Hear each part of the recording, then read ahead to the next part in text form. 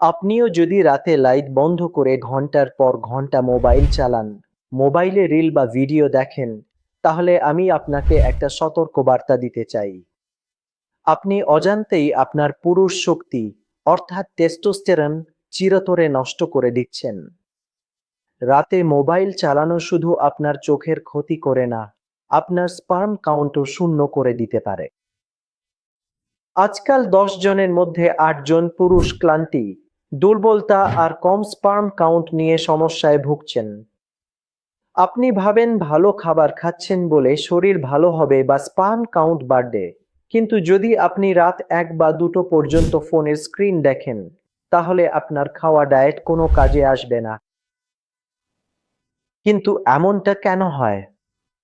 Screen থেকে বের হওয়া আলো আপনার শরীরের পুরুষ হরমোনের সাথে কিভাবে সম্পর্কিত? বিজ্ঞান বলে একজন পুরুষের সবচেয়ে বেশি টেস্টোস্টেরন এবং স্বাস্থ্যকর স্পার্ম তখনই তৈরি হয় যখন সে গভীর ঘুমে থাকে। কিন্তু যখন আপনি রাতে অন্ধকারে মোবাইল দেখেন, তখন তার স্ক্রিন থেকে এক ধরনের নীল আলো বের হয়। এই আলো আপনার মস্তিষ্ককে বোকা বানায় যে এখনো দিন চলছে।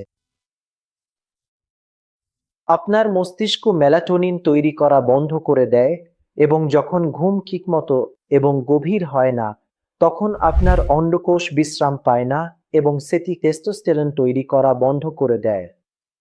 আর ধীরে ধীরে আপনি বন্ধ্যাত্বের দিকে এগিয়ে যেতে থাকেন।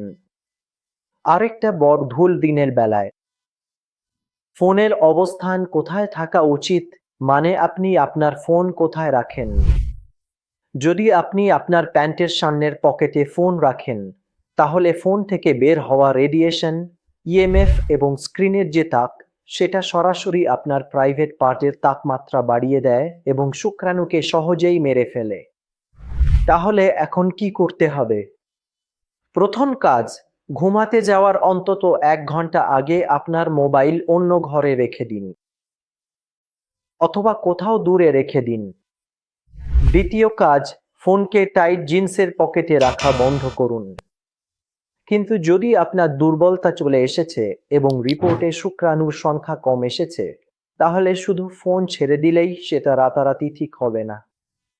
এখানে দরকার পড়ে আপনার শরীরের সেই ফ্যাক্টরিটাকে আবার রিস্টার্ট করার। ভারত হোমিওপ্যাথিতে আমরা এই মূল সমস্যাটিকে বুঝি। আমাদের ওষুধগুলি কোনো পার্শ্ব প্রতিক্রিয়া ছাড়াই আপনার ঘুমের চক্রকে রিল্যাক্স করতে এবং হরমোনকে ব্যালেন্স করে প্রাকৃতিকভাবে সংখ্যা বাড়াতে সাহায্য করে। যদি আপনিও এই ভুলগুলোর শিকার হয়ে থাকেন এবং একটি স্থায়ী হোমিওপ্যাথিক সমাধান খুঁজছেন, তাহলে আশা ছাড়ার কোনো দরকার নেই।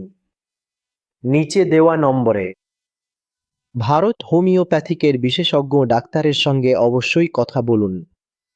আমার টিম আপনাকে ভালোভাবে গাইড করবে। আজকের ভিডিওতে এটাই ছিল। ধন্যবাদ।